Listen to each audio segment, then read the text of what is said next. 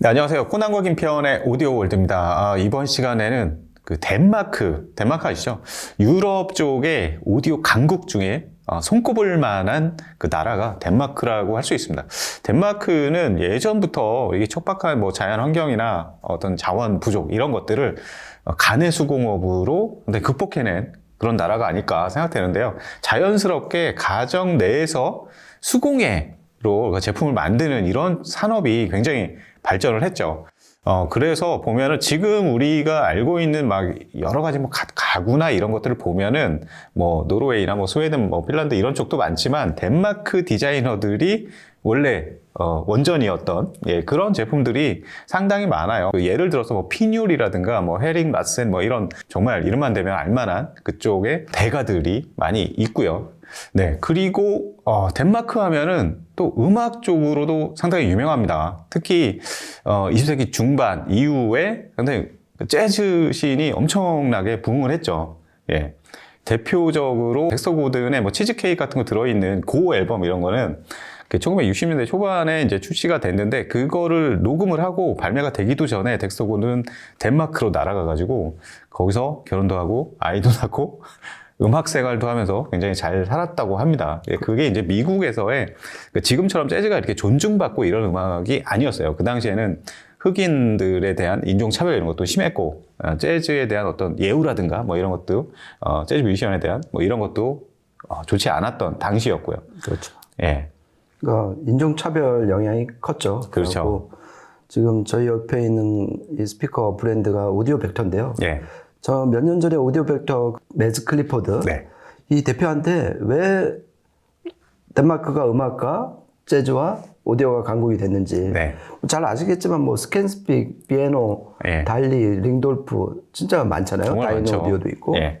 그랬더니 처음 첫 마디가 인종차별로 시작을 하더라고요. 그러면서 말 그대로 플라이 투 덴마크 한 그 결과물이 60년대 말 70년대 초부터 이게 쌓이면서 그러다 보니까 관련 음악 산업 또 관련 오디오 산업이 발전을 했다. 그런 되게 설득력 있는 그런 설명을 한번 해주신 기억이 납니다. 네, 그렇습니다. 그래서 하여튼 이런 음악에 대한 열정 그리고 수공예나 이런 그쪽에 또 엄청난 또 발전 이런 것들이 적절하게 융합이 되면서 굉장히 디자인도 좋고 음악적으로도 뛰어난 그런 브랜드가 많이 나오지 않았나 그런 생각을 해보고요. 그 중에 이제 덴마크 하면은 여러 브랜드가 김 편집이 말씀하셨듯이 여러 브랜드가 떠오르는데 오늘은 이 오디오 벡터의 플래그십 스피커에 대해서 알아보는 시간을 갖도록 하겠습니다. 네, 오늘 저희 양쪽에 있는 이 스피커고요. R8 아르테라는 모델입니다. 이 모델 상당히 커요. 대형기라고 볼 수 있고요. 4웨이고 스피커 유닛이 총 7개가 들어갔습니다. 무려. 근데 전면에서는 4개만 보이죠? 숨겨져 있는 거는 이따가 설명해 드리기로 하고 이 스피커의 맨 상단에 있는 트위터는 AMT 트위터입니다. AMT 트위터. 저희가 너무 많이 얘기해서 이제 별다리 설명 안 해도 되지 않을까요? AMT 트위터 중에서도 아르테 트위터가 되는 거죠. 그렇죠. 그리고 이제 다른 버전 저희가 이제 다른 모델 리뷰할 때 이제 설명을 드렸는데 시그니처, 그 다음에 아방가르드, 그 다음에 아르테 이렇게 3등급을 하잖아요. 그렇죠. R6, R3, R1. 근데 이 R8 모델은 유일하게 아르테 모델만 갖춰져 있어요. 그러니까 당연히 그 AMT 트위터도 아르테 버전만 있는 거고요. 이 AMT 트위터는 에어모션 트랜스포머 트위터잖아요. 그러니까 이 들어온 전기 음악 신호를 공기의 움직임으로 바꿔서 소리를 내게 해주는 그래서 변화를 시킨다 그래갖고 트랜스포머가 들어간 건데요. 그러니까 아코디언을 생각하시면 되잖아요. 음악 신호에 따라서 이 주름 잡힌 이 진동판이 좁아졌다 넓어졌다 하면서 공기를 밀어내고 빨아들임으로써 이제 운동 에너지가 생겨서 그것이 하나의 공기를 밀어내고 땡기니까 소리로 바뀌는 그런 원리인데 가장 이득은 뭐냐면은 그 진동판이 어떤 도명이나 콘형 진동판보다 가볍다는 거 그리고 면적이 넓다는 거에서 모든 장점이 출발을 하잖아요. 그래서 얘 같은 경우는 무려 55kHz까지 그러니까 마이너스 6dB 기준으로 55kHz까지 뻗으니까 지금 나오는 그러니까 다이아몬드나 베릴륨 그거를 그러니까 어떻게 보면 그 패브릭 예. 이런 구조로 달성을 했다는 게 참 대단한 거죠. 그렇죠. 예. 저 트위터의 성능은 이따가 이제 실제 녹음해서 들어보면서 이야기해 보도록 하고요. 그 다음에 밑에 쭈루룩 도열한 3개의 미드베이스 우퍼가 있습니다. 이게 6.5인치고요. 카본에다가 아라미드 섬유에다가 그 다음에 무슨 목재 수지 이런 것들을 다 결합해서 샌드위치 방식으로 이렇게 결합한 그런 진동판을 가지고 있어요. 보니까. 그렇죠. 이제 지금 보이는 그 바깥에면은 카본 직접 그렇죠. 코팅을 해서 그냥 반짝반짝 그 윤이 나는 카본에다가 그 뒤에다가 이제 뭐 케블라, 노맥스 이런 종류의 아라미드 섬유를 붙인 건데 그 접착제로 지금 코난이 말한 그 목재, 수지 그러니까 글루를 붙인 거죠. 그런데 이제 좀 친환경 소재로 해서 최대한 경량화를 시켰다. 그러니까 얘도 어차피 미드 우퍼니까 많이 움직여야 되니까 경량화를 시켰다 이렇게 보시면 될 것 같습니다. 네. 뒤에 보면 4인치, 무려 4인치의 미드레인지가 붙어 있어요. 그렇죠. 뒤통수에 붙어 있습니다. 이런 설계는 사실 몇몇 하이엔드 스피커에서 이런 그 트위터를 뭐 뒤쪽에 붙인다든가 이런 시도를 많이 해요. 보면은 이게 뭐냐면은 우리가 듣는 이 음원, 실제 뮤지션들이 녹음한 거를 이제 스튜디오나 뭐 콘서트 홀에서 녹음했을 때 그 안에 여러 가지 공간의 어떤 앰비언스라고 하죠. 실제 녹음할 때도 앰비언스 마이크라는 게 있습니다. 실제로 공간의 어떤 특성들이나 이런 것들을 더 섬세하게 담기 위해서 그런 마이크를 설치해서 녹음을 하는데 그런 그 음원 성분들을 더 섬세하게 표현해 줘서 마치 그 콘서트 홀이나 스튜디오에 실제 있는 것처럼 그렇죠. 그런 느낌을 주기 위한 거죠. 그렇죠. 그러니까 뭐 오케스트라 콘서트를 가서 보면은 앞에서만 소리가 들리는 건 아니잖아요. 어차피 그렇죠. 악기라는 거는 360도로 다 퍼져나가는 거기 때문에 그거를 최대한 따라하는 게 바로 이제 이 뒤에 있는 4인치 미드 레인지 우퍼가 되는 거죠. 그런 면에서 앞에서도 소리가 나오는 유닛이 있고 그 뒤에서 지금 미드 레인지가 또 뒤에서도 나오고 그리고 이제 좀 더 설명드릴 우퍼가 또 바닥면에 있어갖고 이 위에 머리 쪽만 빼놓고서는 전부 다 3방향에서 나오는 그렇죠. 그러니까 최대한 현장감을 살린 설계인 것 같아요. 네, 어떻게 보면 뭐 전지향, 뭐 옴니 디렉셔널 약간 이런 컨셉과 약간 유사한 그렇죠. 동일하지는 않지만 그렇죠. 그런 효과를 내려는 시도를 보이고 있습니다. 이제 저역 쪽입니다. 저역 쪽은 이 스피커는 저역 쪽을 이제 초저역, 인간의 가청 한계까지 내리기 위해서 좀 독특한 방식을 쓰고 있는데요. 일단은 전면에 사실 6.5인치 3발의 미드베이스가 있기 때문에 어느 정도까지는 이게 소화가 돼요. 근데 여기에다가 좀 극단적인 처방을 했죠. 이 전면에서는 보이지가 않습니다. 안에 숨겨져 있는데 이게 바닥 방향으로 2발의 우퍼를 숨겨놨습니다. 이게 보면은 아이소베릭 시스템이라고 해가지고 한정적인 인클로저 안에서 아주 낮은 저역까지 아주 깊고 단단하게 저역을 구현하기 위해서 이런 방식을 좀 많이 씁니다. 저희 채널에서 윌슨 베넷이 뭐 리뷰를 많이 했는데 윌슨 베넷이가 대표적으로 아이소베릭 우퍼 시스템을 굉장히 잘 설계하는 브랜드 중에 하나죠. 근데 그렇죠. 오디오 벡터는 좀 독특해요. 그 대부분은 아이소베릭 방식은 이제 방향이나 뭐 이런 것들은 좀 다르게 하는데 그 대부분 우퍼 2개를 쓸 때 그 동일한 구경의 우퍼를 쓰잖아요. 그렇죠. 근데 오디오 벡터는 우퍼 2개의 구경이 달라요. 이게 왜 이렇게 했을까요? 그러니까 6인치, 8인치인데요. 그러니까 제가 짐작컨대는 그러니까 저역 해상력을 좀 더 높이기 위한 거예요. 그러니까 지금 그걸 어떻게 그 근거가 뭐냐면은 얘 지금 크로스오버를 보면은 4A잖아요. 그렇죠. 3.5kHz, 250Hz, 100Hz예요. 만약에 이 동일 사이즈 우퍼였으면은 250Hz 이하를 우퍼 2발이 담당을 하면 되는데 얘는 그 사이에 100Hz를 놓았어요. 그러니까 100Hz 또 끊었죠. 그렇죠. 그러기 위해서는 우퍼 사이즈가 달라야 되겠다.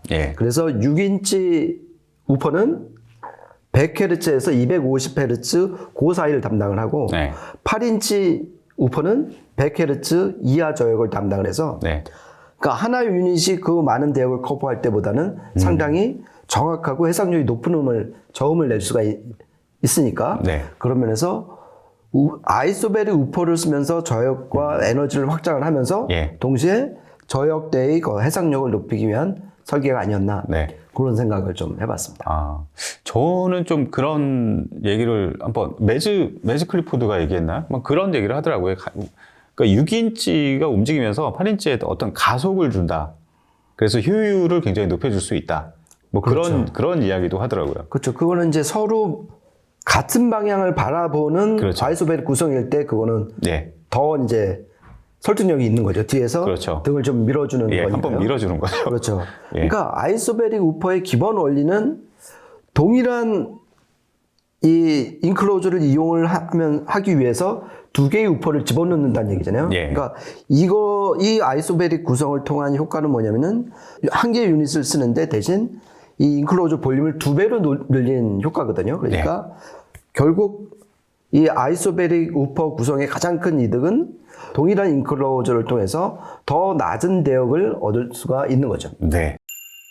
네, 이렇게 해서 전체적인 드라이브 유닛 구성과 인클로저 전반적인 내용을 좀 살펴봤고요. 참고로 이 스피커 저역 쪽은 22Hz까지 내려가고 뭐 고역은 무려 50kHz 이상까지 재생하는 광대역의 대형 플래그십 스피커라고 볼 수가 있습니다. 그리고 공칭 임피던스는 8ohm이고요. 감도는 92.5dB. 그렇죠. 예. 이 요즘에 나오는 하이엔드 스피커 치고는 상당히 좀 높은 편이라고 그렇죠. 볼 수가 있습니다. 그러니까 이 감도도 높고, 예. 그리고 이제 뒤에 슬롯이 총 4군데 있잖아요. 그렇죠. 그 중에 이제 맨 위에 거는 이제 앞에 있는 트위터 후면파를 개방하기 위한, 그래갖고 얘네는 SEC라고 그러잖아요. 사운드 이넨스먼트 컨셉, 그래갖고 사운드 스테이지를 넓게 확장하기 위한 슬롯이 있고, 두 번째는 아까 처음에 이제 코난이 말씀하신 4인치 미드레인지를 위한 포트고, 그래야지 이제 음이 나올 수가 있는 거예요. 그리고 밑에는 요 미드레인지, 그러니까 3개가 있는데 요 밑에 2개를 위한 포트가 하나 있고, 그 다음에 아이소베릭 우퍼를 위한 밑에 8인치 우퍼를 위한 또 우퍼가 있는 거고, 이렇게 그러니까 나올 수 있는 데는 포트가 됐든 그 후방 유닛이 됐든 그다음에 그 하방 유닛이 됐든 나올 수 있는 방향으로는 다 소리가 나오게끔 열어놨어요. 그렇죠. 이게 얘네가 그만큼 사운드 스테이지, 이 가상의 무대를 확장하고 현실감을 부여하는 거에 진짜 큰 의미를 부여를 한 것 같아요. 그런 면에서 그 설계가 가장 좀 개인적으로 좀 인상적이었고요. 그리고 또 하나 이제 꼭 말씀드리고 싶은 게 프리덤 접지 기술이에요. 그렇죠. 그러니까 지금은 이 오디오 벡터 웬만한 R 시리즈에는 다 들어가는데 특히 이제 아르떼 모델에는 얘가 아르떼 모델로 처음 나온 모델이잖아요. R8 아르떼가. 그렇죠. 이때 프리덤 접지 기술을 처음으로 도입을 했어요. 그래갖고 그때 이제 매즈 클리포드 내한했을 때 바로 이 방이었어요. 그 A/B 테스트를 했어요. 그 프리덤 접지 기술을 꽂았을 때와 이제 그 케이블을 뺐을 때 가장 큰 거는 말 그대로 접지 효과였어요. 그러니까 배경이 되게 깨끗해지고 정축해지고 그다음에 윤곽선이 되게 선명해지는 걸 보면서 야, 스피커도 이 접지를 활용을 하니까 정말 대단하다. 근데 여기서 궁금하실 거예요. 그러면 그 쓸데없는 접지 노이즈는 얘는 패시브 모델인데 어디서 생기냐. 전원도 꼽지가 않는데 그러니까 그게 궁금하실 텐데 그 핵심은 그거예요. 그러니까 진동판이 움직이면은 거기서 불필요한 전류가 발생을 한다. 그렇죠. 이게 이제 노이즈가 되니까 이거를 전용 케이블을 통해서 바깥에 있는 멀티탭 접지 핀이나 벽지 콘센트 강제로 내보내는 역할을 하는 거죠. 그래서 소리를 좀 더 맑고 깨끗하고 SMP가 좋게 해주는 이 프리덤 접지 기술이 이 스피커에 처음으로 채택이 됐다. 이건 꼭 알아두시면 좋을 것 같아요. 네, 그렇습니다. 저희가 막 바이앰핑 이런 거 설명할 때도 그 역기전력에 대해서 몇 번 설명을 했었고, 바이앰핑 하면은 그런 부분들은 좀 사라지죠. 그렇죠. 근데 하여튼 저도 이렇게 비교 테스트를 이렇게 해보면은 저역 쪽에 확실히 저역이 좀 맑아진달까요? 맑아지고 자연스러워지는 그런 효과는 충분히 거둘 수 있는 그런 방식의 설계라고 볼 수 있습니다. 그 소스 기기는 T+A의 MP3100HV를 사용했고요. 앰프 쪽에서 일단은 프리앰프는 버메스터의 077 프리앰프, 파워앰프는 218 두 대를 모노 브릿지에서 앰프 쪽에서는 특히나 완전 초 하이엔드급 진용을 좀 갖췄습니다. 이렇게 해서 한 3곡을 녹음을 했는데요. 한번 이어서 들어보면서 음질적인 부분들 가늠해 보시기 바랍니다.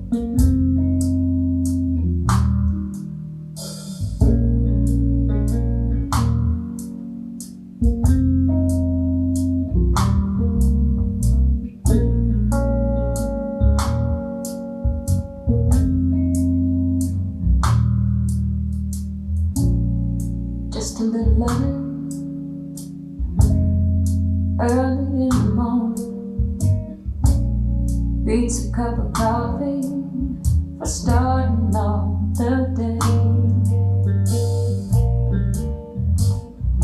Just a little nothing when the world is dawning, makes you wake up feeling good. Things are coming your way.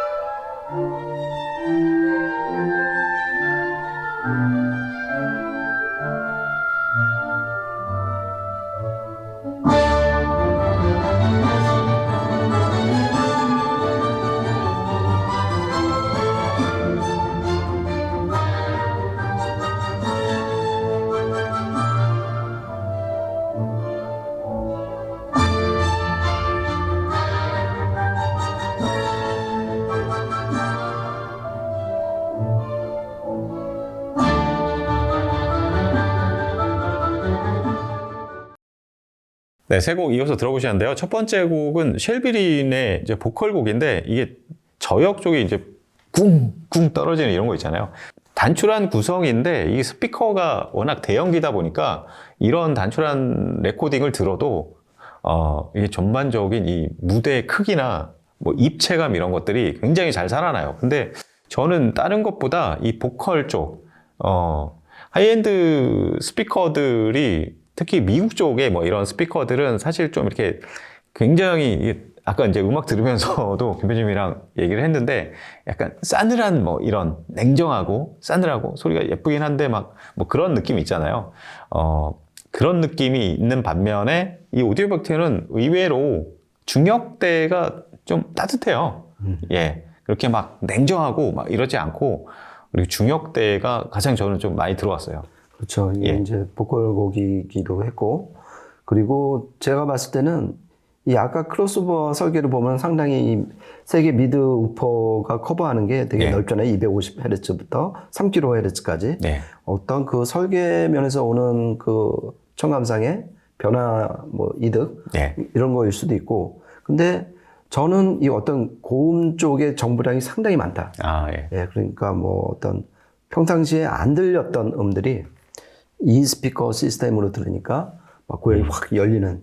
그래서 얘네가 지금 AMT 트위터를 이렇게 애정하는 게 아닌가 그런 걸 느꼈고요. 그리고 아이소베릭 우퍼를 쓴 그 스피커답게 정말 저역이 원 없이 내려가는 것 같아요. 그래갖고 그렇죠. 이 웬만한 서브우퍼는 필요 없겠다. 이 정도 사이즈의 이 광대역. 그러니까 광대역 스피커를 이렇게 여러 다발 유닛을 쓰면서 광대역을 추구하는 그 이유가 정말 딱 한 곡을 들어도 맞아요. 금방 알 수가 있는 것 같아요. 그렇죠. 일단은 무대 그런 깊이나 넓이 그뿐만 아니라 이 천정과 바닥 사이의 어떤 그 위치들 뭐 이런 것까지 이렇게 조망을 할 수 있는 그런 스피커라고 보여지고요.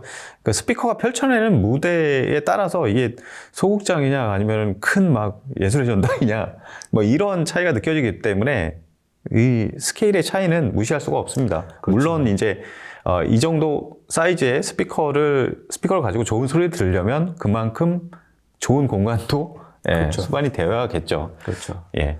그 어떤 무대의 스케일 같은 경우는 이제 세 번째 곡, 그 모차르트 피아노 협주곡에서 느꼈는데 거기다가 이 광대역 스피커이기도 하지만은 아까 말씀드린 것처럼 뒤에서 정말 많은 음들이 나오는 스피커잖아요. 그리고 하방에서도 저역이 나오고 그런 효과가 바로 이 사운드 스테이지 가상의 무대를 되게 확장을 냈다. 그래서 특히 오케스트라 대편성곡을 들을 때 그걸 좀 많이 느꼈던 것 같아요.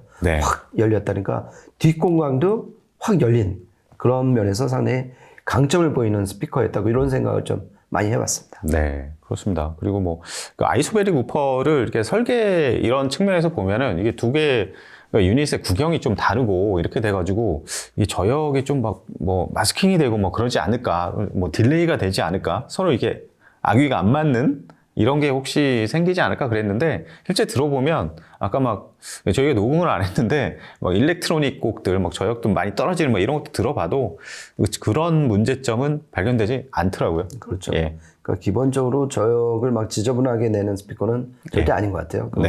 일단 저역이 지저분하면은 하이엔드는 물론이고 하이파이급에서도 그렇죠. 용서가 안 되는 거잖아요. 그렇죠. 저희가 이제 저역을 깔끔하면서도 힘있게 들으려고 많은 돈을 지불을 하는 건데 그런 면에서 얘는 분명히 하이엔드 스피커 그 반열에 오른 거는 맞는 것 같아요. 네, 오늘 이렇게 해서 오디오 벡터의 명실상부한 플래그십 스피커 R8 아르떼에 대해서 알아보는 시간을 가졌습니다. 저희가 준비한 시간은 여기까지고요. 다음에 또 재미있는 이야기로 찾아뵙도록 하겠습니다. 지금까지 코난과 김태현의 오디오 월드였습니다. 감사합니다. 고맙습니다.